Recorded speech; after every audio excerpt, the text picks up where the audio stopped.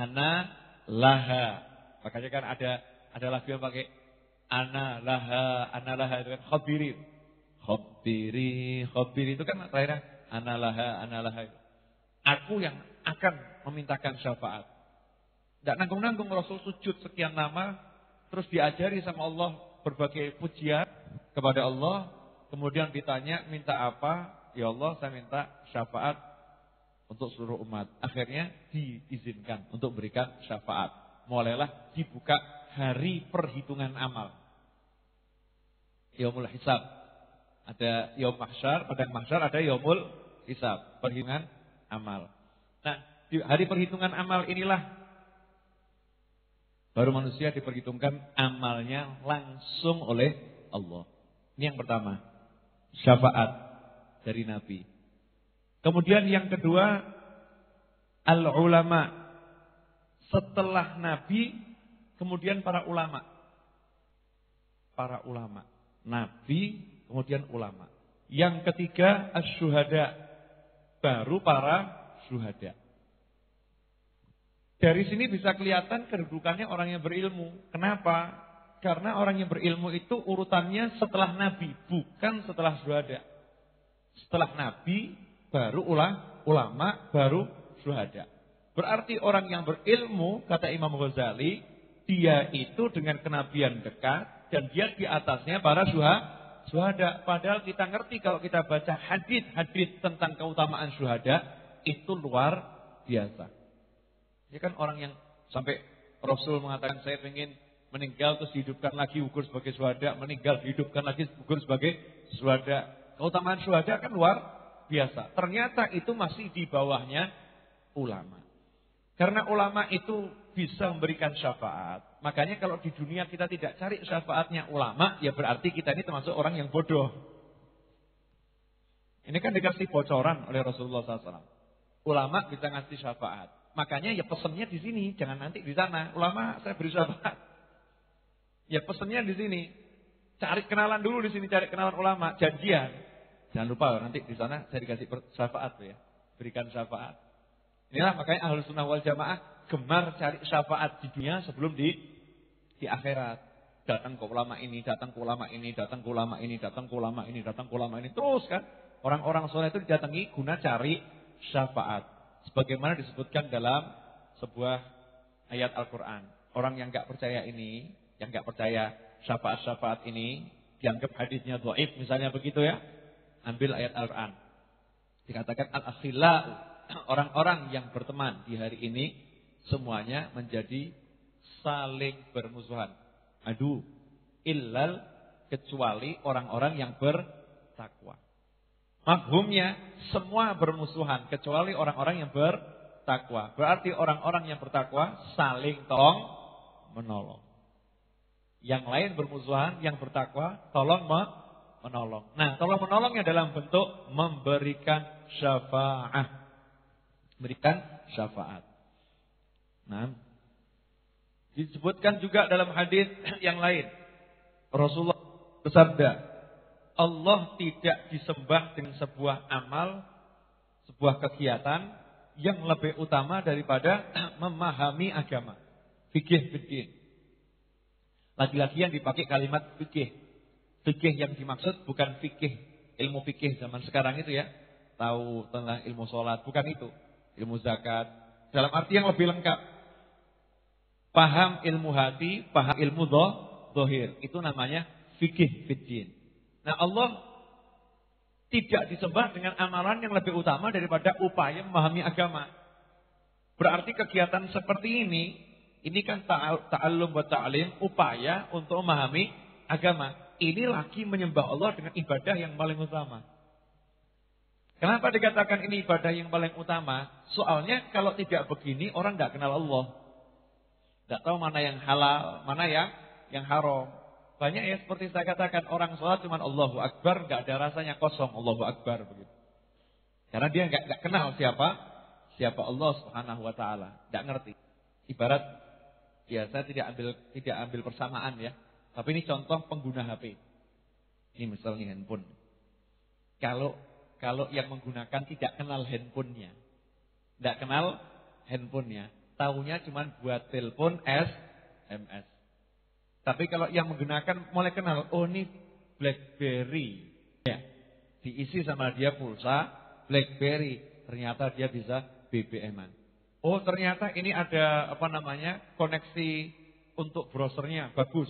Ternyata dia bisa koneksi internet, mau dia baca artikel, mau dia hubungan perbankan dan lain sebagainya, cukup dalam satu genggaman. Ternyata dengan satu genggaman ini dia bisa merekam suara pengajian. Bahkan dia bisa nyuting. Ya, kenapa? Ilmunya tentang handphone tidak sama dengan Mas Ucup. Misal Mas Ucup, jangan tersinggung. Misal seperti itu. Mas Ucup taunya cuman SMS sama telepon. Misal. Cuman misal. Ya, semoga enggak seperti itu. Ya kan? Nah, begitu pula kalau orang dalam mengenal Allah Subhanahu wa taala. Kalau orang taunya cuman sholat, ya tadi itu SMS, telepon, cuman sholat gitu. Tapi kalau yang ngerti benar sholat ini sesuatu yang luar biasa.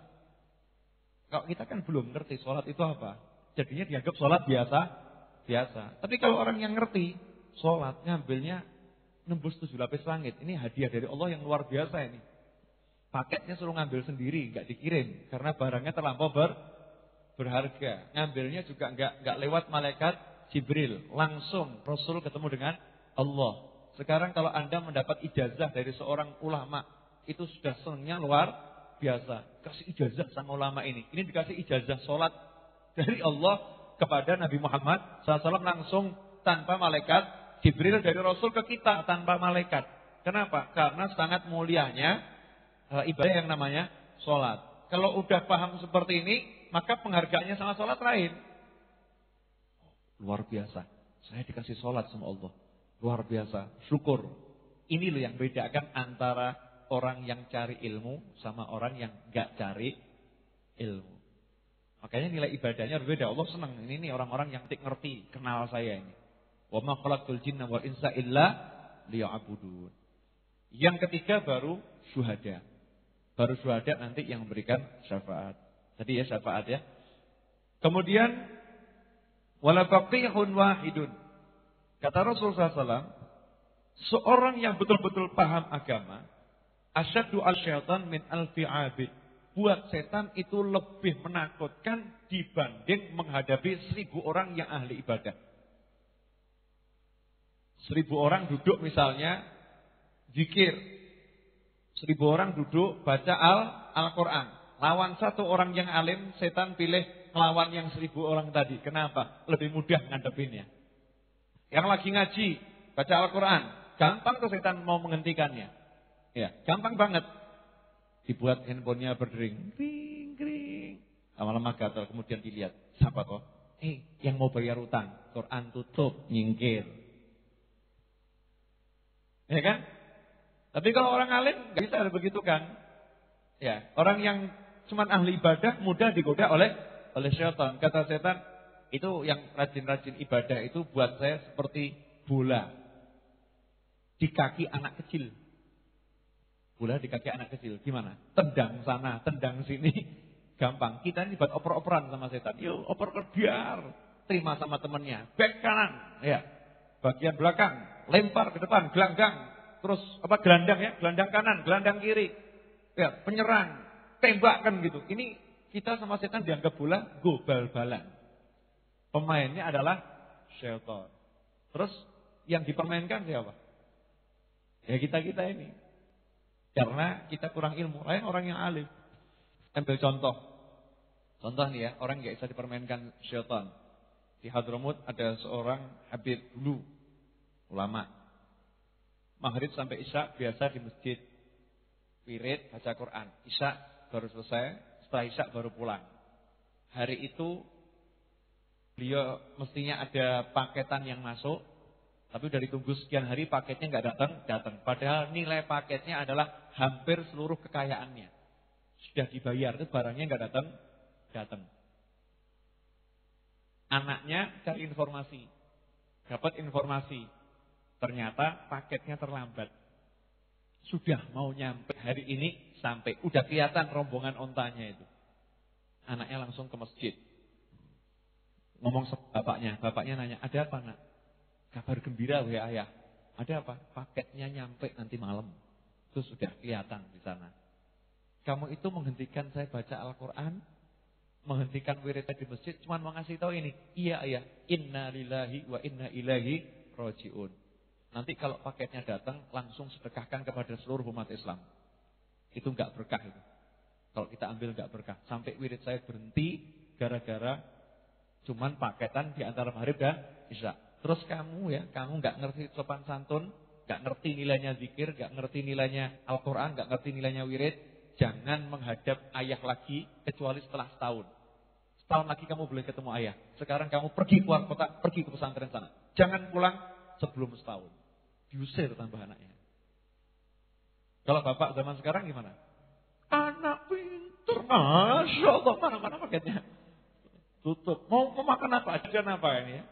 Karena nggak ngerti mana ini yang musibah, mana ini yang nikmat, nggak ngerti. Kalau kita menganggap itu nikmat. Orang alim menganggap musibah ini sampai anak saya menghentikan wirid saya, zikir saya antara maghrib dan isya. Bedanya kira-kira sedikit atau banyak? Sangat-sangat jauh antara kita itu ya. Bedanya sedikit tapi artinya besar ya. Artinya besar ya Mas Ucup. Nah, lebih utama dibandingkan lebih berat dibandingkan menggoda 1000 orang yang ahli ibadah. Goda ahli ibadah itu mudah. Walikulli syai'in imad. Segala sesuatu punya tiang. Langit itu juga ada tiangnya. Segala sesuatu ada tiang. Langit itu ada tiangnya, cuman tiangnya tidak kelihatan. Ya, ini ada tiangnya. Tapi tiangnya enggak kelihatan dan bentuknya apa juga kita tidak tahu kecuali pakar-pakar nih alam semesta. Mereka ngerti nih. Di antara bumi dan langit ini ada apa yang menjadi tiang. Rumah ada tiangnya. Mobil ada tiangnya. Kalau tiangnya mobil itu kaki-kakinya. Ya kan ada tiangnya. Coba mobil tanpa tiang bisa jalan? Gak bisa. Gak punya kaki-kaki itu dia gak bisa jalan. Sasisnya jebol ya hancur mesinnya. Manusia juga punya tiang. Kalau nggak ada tiangnya hancur juga. Rumah ada tiang pondasinya. Nah, sekarang agama. Agama juga punya tiang, pondasi-pondasi. Kalau pondasinya ini roboh ya agamanya roboh. Nah, wa imadu hadzalik al-fiqh. Sedangkan tiangnya agama ini adalah kemampuan untuk memahami agama, ilmu fikih. Fikih dalam arti yang luas tadi ya. Itu tiangnya agama. Artinya kalau udah orang beragama nggak punya ilmu ya hancur agamanya. Kita hidup beragama tapi nggak punya ilmu. Ya sudah, sama saja kita sudah mayat yang berjalan. Sebetulnya udah mati, belum dikubur saja. Ya, kita ini sudah mati tapi belum dikubur. Karena kita nggak punya ilmu. Nggak paham. Nggak paham apa tentang kehidupan. Cara kehidupan beragama seperti apa. Kemudian juga Rasulullah menyatakan, sebaik-baik agama kalian adalah yang mudah. Ini hadits ini jangan salah tafsirkan. Sebaik-baik agama itu yang mudah, ibadah itu yang mudah. Ya wes golek sing gampang-gampang wae, aja sing angel-angel. Cari yang mudah-mudah saja, enggak usah yang susah. Yang mudah itu salat 5 waktu saja, sudah salat 5 waktu. Yang mudah. Salat 5 waktu itu kalau mudah digabung-gabungkan saja itu mudah itu ya. Jangan seperti itu ngawur. Mudah artinya jangan memberatkan diri dengan sesuatu yang kita tidak mampu untuk melakukannya. Atau cuman panas-panas tai ayam. Malam semangat tahajud 500 rakaat. Insyaallah hari pertama, hari kedua. Akhirnya apa? Hari keempat KO. Setelah itu hilang. Subuh juga enggak pernah lagi. Ya. Yang mudah dulu, yang mudah, jangan yang sulit. Pernah guru saya ngomong seperti ini. Ada orang sholat Jumat, masjid itu luas, masih banyak tempat. Tapi dia pilih tempat yang panas, kena sinar matahari langsung. Ditanya nih, kenapa kamu sholat di tempat yang panas? Mujahadah. Biar apa namanya? ngerasakan panasnya matahari. Ya. Ini yang katanya di hadis tadi, sebaik-baik agama yang mudah, ini kan mempersulit diri sendiri. Lah tempat yang dingin, sejuk, full AC ono kok golek sing panas. Kecuali kalau masjidnya penuh kemudian sampai kena panas, itu lain masalah. Ini enggak. Dingin ada, enak ada, cari yang panas-panas, alasannya mujahadah. Itu bukan mujahadah tapi kebodohan. Ya, itu kebodohan. Sebaik-baik agama yang mudah, jangan mempersulit diri sendiri. Ini termasuk mempersulit diri sendiri yang seperti itu. Ya. Atau zaman sekarang ini. Udah ngerti waktu haji itu efektifnya semakin geraknya cepat semakin bagus. Dari Madinah ke Mekah jalan kaki. Zaman sekarang loh ya. Mobil ada, semua ada. Jalan kaki. Kenapa? Saya mau merasakan capeknya Rasul seperti apa. Tapi gaya nih. Gitu ya, gaya nih. Jalan kaki seperti itu. Yang seperti ini namanya mempersulit diri sendiri. Lain orang zaman dulu itu jalan kaki. Tapi mereka dalam rombongan kafilah gitu. Ya, dalam kafilah. Sama yang bareng naik onta, bareng naik kuda, bareng. Kalaupun mereka jalan kaki, kebanyakan memang nggak punya kendaraan. Ya memang nggak punya kendaraan. Haji 40 kali jalan kaki, memang kendaraannya nggak punya, hidupnya sangat sederhana. Terus sekarang semua sudah enak, kemudian jalan kaki nanggung itu. Mestinya jangan Madinah sampai Mekah. Sekalian dari Indonesia jalan kaki seperti orang Malang itu ya, pas Surabaya itu ya. Mau jalan kaki sekalian, jadi biar kelihatan perkasanya. Seperti itu. Ini termasuk namanya mempersulit diri sendiri. Agama itu yang mudah, gak usah mempersulit diri sendiri. Mau ke masjid, ya, tahu hujan, becak ada, ya kan becak ada, duit punya, taksi juga ada. Terus jawab, saya mau hujan-hujanan biar pahalanya banyak. Bukan pahalanya banyak, itu bodoh itu. Karena fasilitasnya ada becaknya ada, ya payung juga punya, mobil mungkin dia juga punya, taksi punya, duit punya, ada duitnya. Ini namanya sebuah kebodohan, mempersulit diri sendiri. Nah, jangan kita yang seperti itu. Agama itu yang mudah-mudah. Dan jangan ngasih seseorang beban yang berat-berat. Kadang nih ada yang suka ngerjain santri-santrinya. Ya. Dulu ada berapa ustadz gitu ya yang suka ngerjain santrinya. Mau jadi murid saya? Iya. Ini dari Surabaya. Kamu jalan kaki dari Surabaya, sampaikan pesan saya kepada Habib Novel ya. Ini misalnya coba piring satu ya. Sampaikan ke Habib Novel ini piring dari saya. Jalan kaki, baru nanti kamu jadi murid saya. Ini zaman sekarang beda dengan zaman dahulu. Zaman sekarang itu kita berkemudahan sama murid ini dipersulit.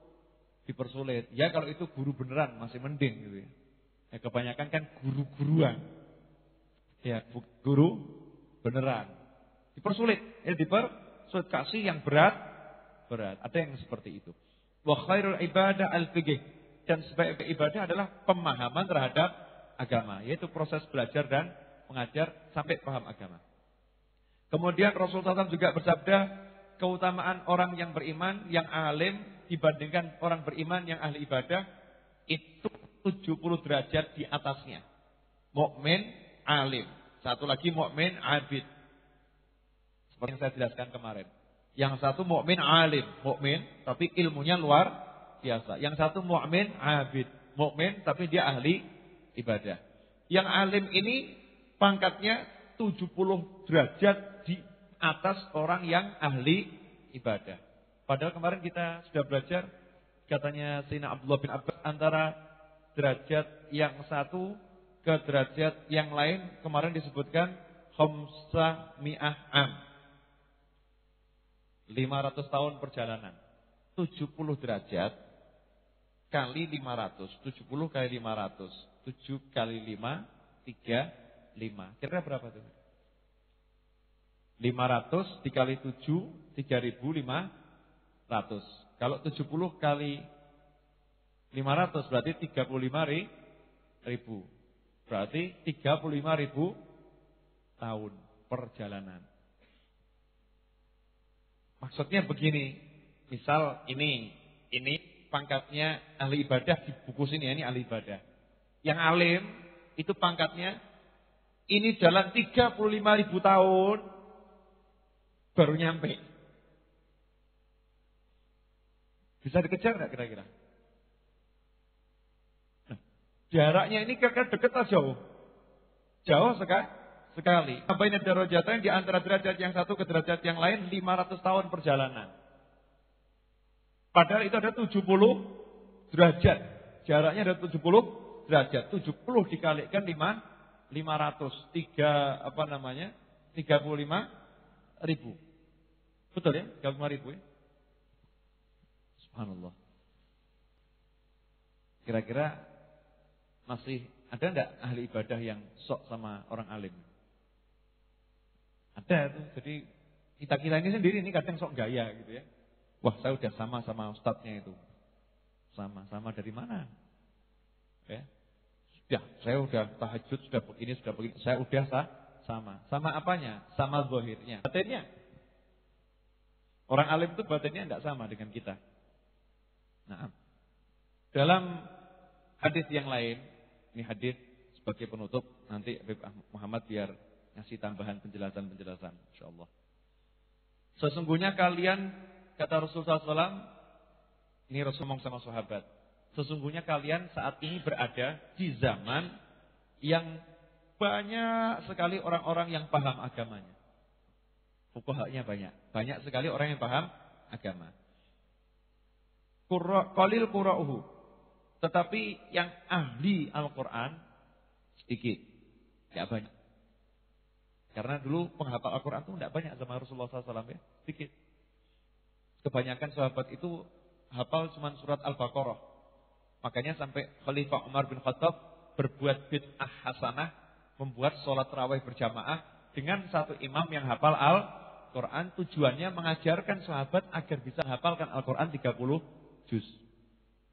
Tujuannya itu. Biar yang belum pernah dengar surat An-Nisa, dengar surat An-Nisa. Dulu mau dengar Al-Quran 30 juz enggak gampang. Kalau kita ini alhamdulillah difasilitasi sekarang. Udah kasih mushaf 30 juz, tinggal baca, itu aja kita enggak baca. Rasa ingin tahunya isinya apa juga kurang.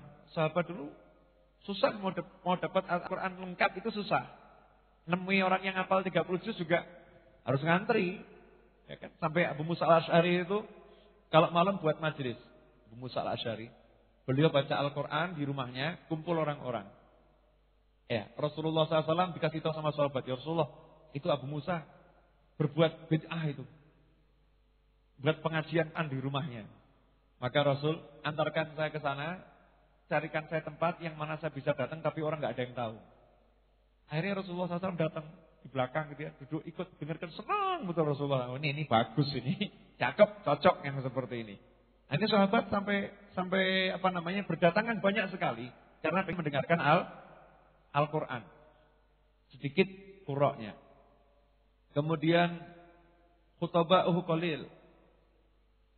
Yang ahli ceramah juga sedikit. Orang zaman sahabat itu enggak mau jadi orang yang suka ngomong ya. Masing-masing menahan diri, takut nanti kalau ngomong jadi salah tambahan.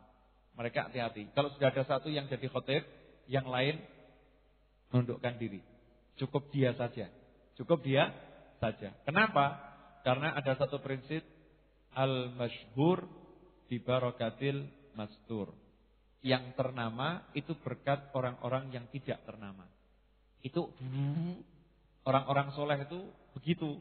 Kalau ada satu yang kelihatan punya bakat bisa masyhur, yang lain yang alim-alim yang ilmunya jauh lebih tinggi, kewaliannya jauh lebih tinggi, itu semua sembunyi, angkat tangan mendoakan yang tadi. Dilindungi, doakan terus biar cukup dia yang nyampaikan ilmu. Kenapa? Karena ini orang-orang soleh ini punya kewajiban untuk ngajar masyarakat. Kalau ada yang sudah bisa mewakili, mereka senang. Alhamdulillah. Gak perlu ketemu yang namanya Mustaqim. Gak perlu ketemu yang namanya Abdul Wahid. Gak perlu ketemu yang namanya Apri. Gak ketemu yang namanya Fendi. Gak perlu ketemu yang namanya Mas Catur, ya Mas Edi. Gak perlu. Sebab ketemu dengan Mas Takim apalagi. Kan repot gitu ya.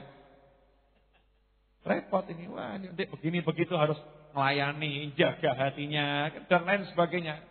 Susah, sehingga ibadahnya kepada Allah yang mereka nikmati itu fokusnya kurang. Nah, kalau ada satu yang udah bisa ngurusi, senangnya luar biasa. Misal kalau di rumah seperti di sini ya, ada satu yang bakat bisa angkat-angkat seperti Mas Ucup ini bakat angkat-angkat ini. Yang lain mesti kan aman. Walhamdulillah, semoga Ucup sehat, kuat gitu kan. Angkat-angkatnya apa namanya? Bisa angkat barang banyak. Kenapa? Karena dia bisa, yang lain apalagi sorry kerempeng, kurus begitu ya. Mana sorry. Kurus angkat-angkat nanti akhirnya diangkat gitu. Ini contoh-contohnya. Yang apa namanya? Bakat angkat-angkat didoakan sama yang lain kan. Biar dia saja. Karena yang lain pengen apa? Pengen fokus ngurusi yang lain. Nah, aulia usholihin juga begitu. Kalau ada satu yang masyhur, bisa yang lain angkat tangan doakan. Makanya dikatakan yang terkenal itu berkat yang tidak terkenal. Soal yang tidak terkenal saling mendoakan. Qalil khutoba'uh. Khutoba'ih sedikit, khotib-khotibnya sedikit. Nah, tapi ya qalil khutoba'uh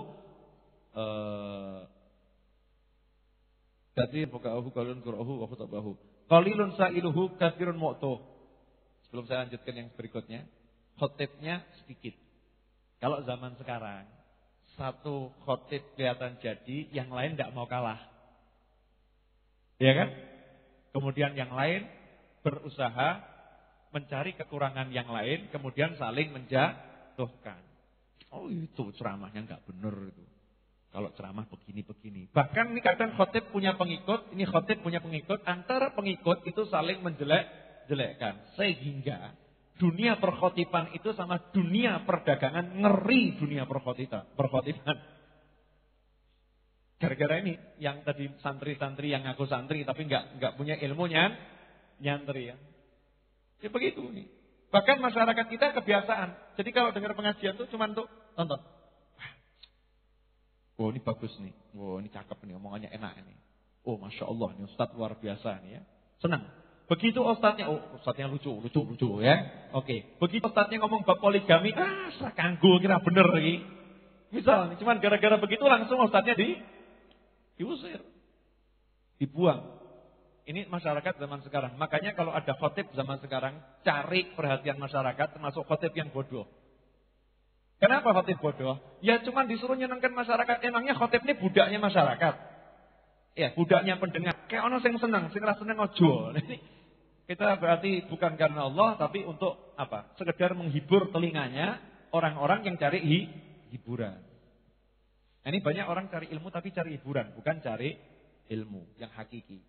Makanya orang-orang soleh timbang ngedepi sing kaya ngono, tak zikir, ndonga, ngaji, nelaah Al-Qur'an, ben diurusi karo novel sing ngono-ngono. Misal ya, karo Habib Muhammad, ini model-model begitu biar diurusi itu kita doakan saja. Ini cuma contoh. Tapi kalau sekarang kan enggak. Satu dengan yang lain saling menjatuhkan. Arah jalannya itu beda. Bukan ke Allah. Ya kecuali yang tidak demikian. Ini namanya, saya sampaikan untuk diri saya sendiri. Kita ini ada begitulah. Na'udzubillah min dzalik. Itu bukan rahasia lagi itu, rahasia umum ya. Betul seperti itu kan? Rahasia umum terjadi di masyarakat. Insya Allah kalau khotib-khotibnya enggak begitu, insya Allah enggak. Ya, insya Allah enggak. Masyarakatnya juga insya Allah enggak begitu, kecuali santri-santri yang agak usil, Mas Ucup, Mas Taki, mungkin begitu mungkin. Nah, parah ya, saling menjatuhkan ya. Nah,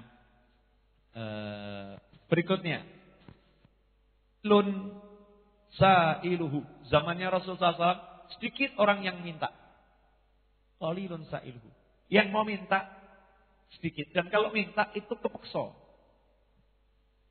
Udah darurat baru minta. Sudah sedikit mintanya darurat. Qalilun sa'iluhu. Sedikit orang yang minta. Kenapa? Masing-masing muta'affif.